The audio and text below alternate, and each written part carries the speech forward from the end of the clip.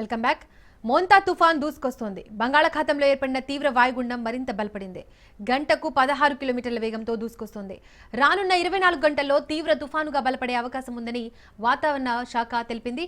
ఈ తుఫాను అక్టోబర్ 28న మచిలీపట్నం, కళింగపట్నం మధ్యలోని కాకినాడకు సమీపంలో తీరం దాటే అవకాశం ఉందని ఐఎండీ తెలిపింది.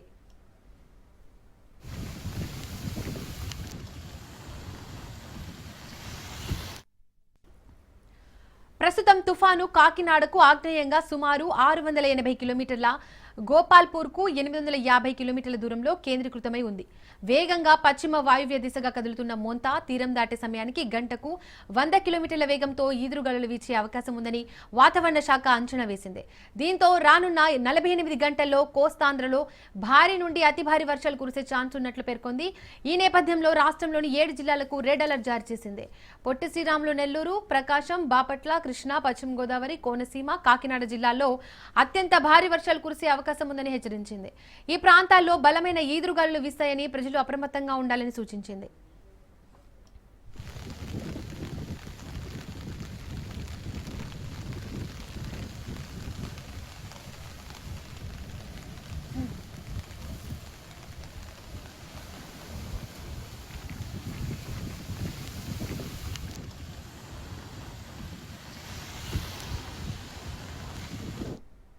ఇక మోంతా తుఫాన్ కి సంబంధించి మోర్ డీటెయిల్స్ ఉప్పాడ నుంచి మా ప్రతినిధి దత్తు అందిస్తారు. దత్తు, మోంతా తుఫాన్ అయితే దూసుకొస్తోంది. బంగాళాఖాతంలో తీవ్ర వాయుగుండంగా ఏర్పడే అవకాశం కూడా ఉంది. దీనికి సంబంధించి ఈ మోంతా తుఫాన్ వల్ల ఏపీలోని ఏ జిల్లాలకు ఎక్కువ ఎఫెక్ట్ పడే అవకాశం ఉంది? అధికారులు ఎలాంటి జాగ్రత్త చర్యలు తీసుకుంటున్నారు? డీటెయిల్స్ ఏంటి? దీపిక, మోంతా తుఫాన్ ప్రభావం కారణంగా ప్రస్తుతం అయితే కనుక ఉప్పాడ పరిసర ప్రాంతాల్లో పెద్ద ఎత్తున వర్షం అందుకుంది. నిన్నటి వరకు కూడా వాతావరణం అంతా పొడి గాలులతో మాత్రమే ఉంది. ప్రస్తుతం అయితే కనుక వర్షం తీవ్రత మార్నింగ్ నుండి కూడా చినుకులతో స్టార్ట్ అయింది. ఏదైతే తుఫానుకు ముందు ప్రశాంతత ఏ విధంగా ఉంటుందో అది స్పష్టంగా ఇక్కడ కనబడిందని చెప్పేసి మత్స్యకారులు చెప్తున్నారు.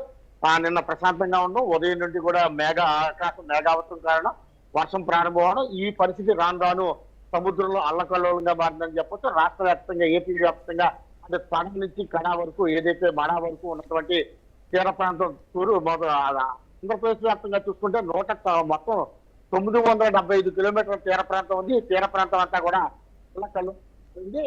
వర్షం తాకిడికి అలాగే గాలుల ప్రభావంతో సముద్రంలోనే అన్నటువంటి ఈ కెరటాలను కూడా ఎగసిపడుతున్నాయి. అందులో ఈ మోంతా తుఫాను కాకినాడ నుంచి కళింగపట్నం మధ్యలో తీరం దాడుతుందని వస్తున్న ఐఎండీ చేస్తున్న హెచ్చరికల నేపథ్యంలో అధికార యంత్రాంగం కూడా పెద్ద ఎత్తున ఎలర్ట్ అయిందని చెప్పొచ్చు. ఈ ప్రాంతంలో ఉన్నటువంటి తీర ప్రాంతంలో ఉన్న ప్రజలందరినీ కూడా సురక్షిత ప్రాంతాలకి తరలించే ప్రయత్నంలో అధికార యంత్రాంగం అంతా నిమగ్నమైంది. రేపు సాయంకాలం అంటే 28వ తేదీ సాయంకాలం ఏ టైం అయినా సరే ఆ మోంతా తుఫాన్ తీరం దాటే అవకాశం ఉన్నట్టు మనకి ఐఎండీ చూపిస్తున్న శాటిలైట్ చిత్రాల ద్వారా మనకు తెలుస్తుంది. ప్రస్తుతం అయితే కనుక పునరావాస కేంద్రాల్లో కావాల్సినటువంటి కనీస వసతులు ఏవైతే ఉన్నాయో కావచ్చు, లేకపోతే బట్టలు కావచ్చు, లేకపోతే లైటింగ్ కావచ్చు, మంచినీళ్లు ఇట్లాంటి కనీస వసతులు ఏర్పాటు చేయడానికి అధికార యంత్రాంగం నిమగ్నమైంది. మరోవైపు తీర ప్రాంతంలో ఉన్నటువంటి ప్రజలకు కావచ్చు, ఆస్తి నష్టం కావచ్చు, లేకపోతే ఇతర నష్టాలకు సంబంధించి పెద్దగా నష్టాలకు బాధ పడకుండా ఎన్డీఆర్ఎఫ్ దళాలను రంగంలోకి దింపించి తీర ప్రాంతం అంతా కూడా ఎన్డీఆర్ఎఫ్, ఎస్డీఆర్ఎఫ్ బలాలని మోహరించింది. ఇప్పటికే కాకినాడకి, అలాగే పిఠాపురంకి, అలాగే యానంకి కూడా దాదాపు 8 దళాలు చేరుకుని వారంతా కూడా ప్రకృతి వైపరీత్యాలకు సంబంధించినప్పుడు ప్రజలకు సహాయం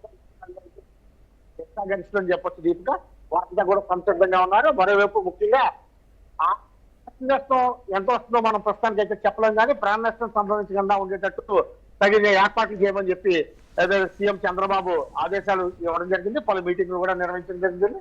అందులో భాగంగా ముందు తీర ప్రాంతంలో ఉన్న ప్రజలందరినీ ఖాళీ చేస్తారు. ఇప్పుడు మనం ఉన్న మత్స్యకార కుటుంబాలు ఉంటూ ఉంటాయి, అలాగే ఇతర సామాజిక వర్గాలు ఉంటూ ఉంటాయి. వారందరూ కూడా తరలించారు. ఈ పక్కన ఎదుగుతే ఈ ఎదురుగెంతో ఒక పాఠశాల ఉంది, ఆ పాఠశాలలో తరలించారు. వారందరినీ కూడా సురక్షిత ప్రాంతాలు ఉండమని చెప్పి మనం చూస్తున్న ఈ ప్రాంతం వెనక వైపే సముద్ర ప్రాంతం ఉంది. బాబు మేమందరినీ సురక్షిత ప్రాంతాలకు తరలాలని చెప్పి అధికారులు ఎప్పుడు చేశారు? మీరు వెళ్ళారా? మరి ఎందుకు వెళ్ళలేదు? ఏమని చెప్పచ్చు మీకు వచ్చి? ఏమని చెప్పచ్చు? కొత్త కదండి, బాలయ్య మాకు తెలుసు కదా, దీనివల్ల మాకు బాగా పెద్దలు అంటారు కదా, సాయంత్రం వెళ్తే మేము బయటికి ఎలా ఆ. అంటే చెప్పేది మన కోసం చెప్తున్నారా వారి కోసం చెప్తారా? మన కోసమే చెప్తున్నారండి, వాళ్ళ కోసం కాదు. ఆ. ఆ. మనం వాళ్ళకి సహకరించాలా అధికారులు చెప్తున్నారంటే కదండి. మీరు సహకరిస్తున్నారా? ఆ. మరి చిన్నపిల్లలు ఉన్నారు కదండి, చిన్నపిల్లలు ఉన్నారు చెప్పండి. ఆ. అంటే ఎలాగా ఏంటో ఆర్డర్ చేసి ఈ పిల్లలు ఏడికి ఎలా వెళ్తారు? వాళ్ళ కోసం మనం వాళ్ళు చెప్పి మాట్లాడుకోవాలి కదా. అంటే సముద్రం ఎలా ఉంది మీకు? ఆ, సముద్రం పరిస్థితి అంతేనా? ఆ. ఇంటి వల్ల మాకు ప్రాబ్లం అనిపించలేదు. ఉమ్. అంటే మరి గాలి చెప్పడమే మాకు 100 పేజీ 120 అంటున్నారు కాబట్టి దాన్ని పెట్టి చూసుకోవాలి. ఉమ్. దానికోసం బయటికి వెళ్ళడం జరుగుతుంది ఒకవేళ ఇస్తే. ఉమ్. 9 వల్ల అయితే మా ప్రాబ్లం అనిపించలేదు ప్రస్తుతానికి. ఆ. సాయంత్రం లోపలికి ఏమన్నా మారితే మారుతుంది, వాటర్ ఇప్పుడు కోడి మీద వస్తా ఉంటది, ఉమ్. దానివల్ల మారుతుంది. ఏంటమ్మా ఎస్ఐ గారు ఏం చెప్పారు? ఎవరు చెప్పారు చెప్పండి. ఇప్పుడు అక్కడికి ఇల్లు ఖాళీ చేసి అంటే ఆ. మన చర్చ్ అక్కడ ఉంది కదా, ఉమ్. స్కూలు స్కూలు చర్చ్ పెద్ద చర్చ్ ఉంది, అక్కడికి వచ్చేమని చెప్పారన్నమాట ఎస్సీ గారు. ఉమ్. మన జగరాజపేట, మాయపట్నం, మన కొత్త అక్కడికి జగడపేట వచ్చి చెప్పారన్నమాట. వచ్చిన ఉమ్. ఎస్సీ గారు వచ్చారన్నమాట. ఉమ్. సరే వస్తామా అని చెప్తుంది. ఉమ్. ఈ కొద్ది గంటలకి తీరం అప్పుడు వస్తుంది కదా, అప్పుడు వస్తామన్నట్టు మాకు చెప్తుంది. ఉమ్. సరే అని చెప్తాను అన్నమాట. ఎస్సీ గారు వెళ్ళారు. ఉమ్. అంటే మీకు భయం ఉంటుందా ఇలా తుఫాన్లు వచ్చినప్పుడు లేకపోతే వర్షాలు వచ్చినప్పుడు? ఏంటంటే బాబు పుట్టుగా కొట్టుకుంటాయి ఉంటారు కదా, వర్షాలు అయ్యి రేగి చెట్లు అయితే ఉన్నాం, అయితే పక్కల చేపలు అయ్యి ఎదురుతాం అలా ఉంటాం కాబట్టి ఏమన్నా వేగాలకి అయితే ఏమి ఎదిరిపోతాయని వేగచ్చు. దానివల్ల ఈ రాత్రి చూసి అక్కడికి చర్చ్ గారికి కానీ మా స్కూల్ గారికి కానీ అవకాశం జరుగుతుంది. ఇక్కడ ఎంతమంది ఉంటూ ఉంటారు ఈ చుట్టుపక్కల ఈ ఉప్పాడ తీర ప్రాంతంలో ఈ సముద్రం తీరం వెంబడి మీ వాళ్ళు?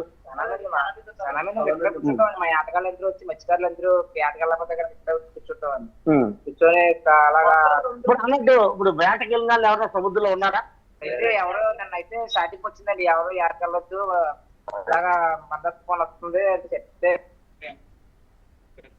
30 తారీఖు వరకు 27 నుంచి 30 వరకు ఉన్నట్టు అవకాశం ఉంటే మా ఊరు స్టార్టింగ్ చేసి మాకన్నా చెప్పారు ఏట్ల గది వెళ్ళకది. సరే అయితే మనం పెద్దలు చెప్పినట్టుగా మనం కూడా పాటించి ఏట్ల గది వెళ్ళగది. ప్రస్తుతానికి అయితే అందరూ సేఫ్ గానే ఉన్నారు కదా? ఈ తీర ప్రాంతంలో ఉన్నారు, అందరూ వచ్చేసి ఉన్నారు కదా?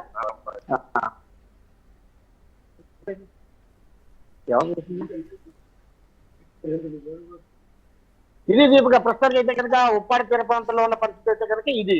దత్తు, మోంతా తుఫాన్ ఎఫెక్ట్ ఇంకా ఎన్ని రోజులు ఉండే అవకాశం ఉంది? ఐఎండీ ఏం చెప్తోంది?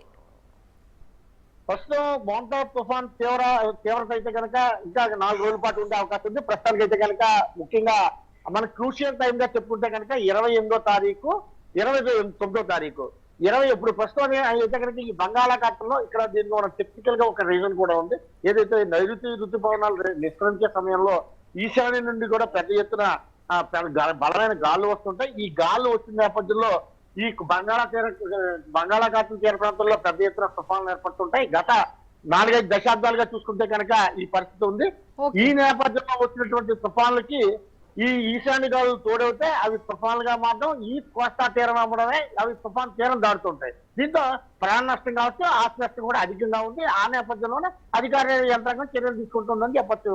ఇది ఒక 3 రోజుల పాటు కొనసాగే అవకాశం ఉంది. Deepika, right, thank you Dattu.